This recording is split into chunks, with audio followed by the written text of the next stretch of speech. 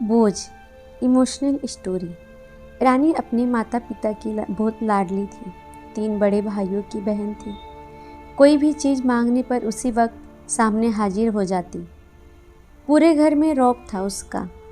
पूरे परिवार और नौकर पर राजकुमारी की तरह हुक्म चलाती थी रानी। स्कूल में भी पूरा रौब था उसका। बड़े घर की लाडली जो थी वह ऐसे ही उसने कॉलेज में दाखिला लिया।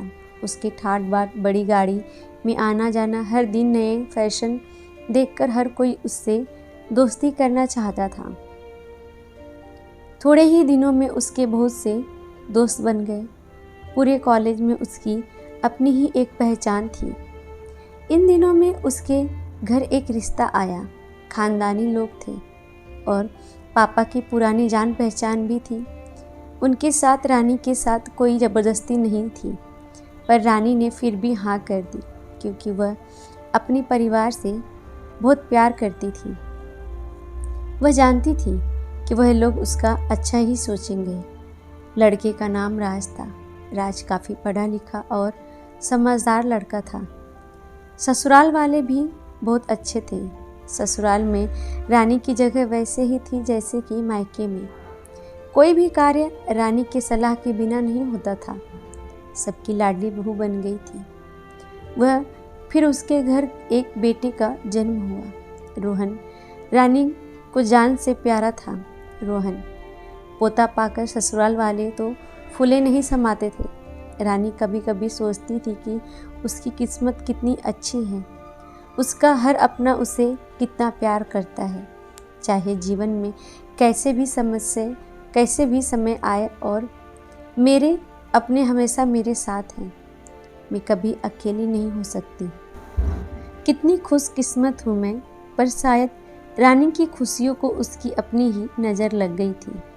एक दिन वह मायके जाने की जिद पर बैठी।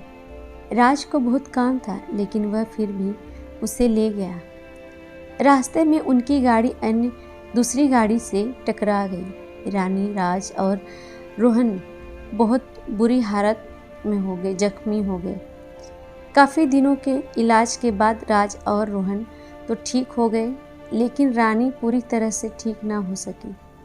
सर पर चोट लगने के कारण वह अपनी आंखों की रोशनी खो गई थी। अब रानी की किस्मत जैसे उलटे पांव चलने लगी। मायके वाले कुछ दिन तक मिलने आते, फिर कभी कभार फ़ोन ही करके पूछ लेते कि अब कैसी हो। धीरे धीरे यह सिलसिला भी कम हो गया। ससुराल वालों की सहानुभूति भी कम होने लगी। घर में किसी के पास बैठने के लिए कहती तो जवाब मिलता, बहुत काम है, अब तुम भी हाथ नहीं बटा सकती। राज भी चिड़चिड़ा हो गया था। बस रोहन ही था उसके साथ, जिसके साथ हंसते खेलते उसका वक्त गुजरता। एक दिन रानी के हाथ से कुछ सामान गिर गया, जिसकी वजह से रोहन को हल्की सी चोट लग गई। रानी की सास ससुर ने रोहन को उससे अलग कर दिया। कहा कि उसके न देखने की वजह से बच्चे को कोई नुकसान न हो जाए। रानी अंदर से टूट चुकी थी। एक दिन उसने सबके सामने मायके जाने की इच्छा रखी, तो राज उसे तुरंत मायके छोड़ आया, जैसे कि वह भी यही चाहता था कि, लेकिन राहुल को उसके साथ नहीं भेजा गया। रानी कभी राहुल से दूर नहीं रहती थी, पर अपनी कमी के कारण उसे ज़्यादा बहस नहीं की। रानी को लगा कि वह 3-4 दिन वहाँ रहेगी तो थोड़ा हवा पानी बदल जाएगा, क्योंकि वह कितने दिनों से कहीं भी बाहर नहीं गई थी। घर वाले भी इतने दिनों बाद उसे देखकर कितने खुश होंगे।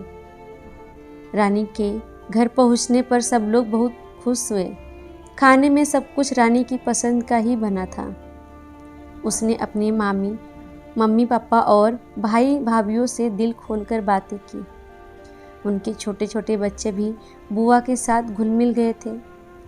रात को सोने के वक्त जब वह कपड़े बदलने लगी, तो उसे पता चला कि उसका बैग तो बहुत भरा हुआ था। वह सब समझ गई। वह बहुत उदास हो गई। कुछ दिन तक तो सब ठीक रहा, फिर जैसे सब बदलने लगा, सबका व्यवहार बदल रहा था। वह लोग जैसे थक चुके थे उससे। सब लोग घुमा फिरा कर पूछने लगे कि राज कब आ रहा है उसे ले जाने। वह बहाना बना देती, जबकि वह जानती थी कि उस घर में अब उसके लिए कोई जगह नहीं। रानी से चलते वक्त कुछ ना कुछ नुकसान हो जाता, थोड़ी बहुत टोका टाकी उसे सुनाई देती, वह टाल देती। एक दिन उसके हाथ से लगकर एक कीमती फूलदान टूट गया। छोटी भाभी ने बहुत हंगामा मचाया। रानी के माता पिता रोज रोज के झमेलों से तंग आ गए थे। उन्होंने राज को खुद से फ़ोन कर दिया। राज रानी को अपने घर ले गया। रानी को अपने परिवार वालों से यह उम्मीद नहीं थी। जिस रानी के कहे बिना घर में एक पत्ता भी नहीं हिलता था, उस घर के लिए वह अब बोझ बन चुकी थी।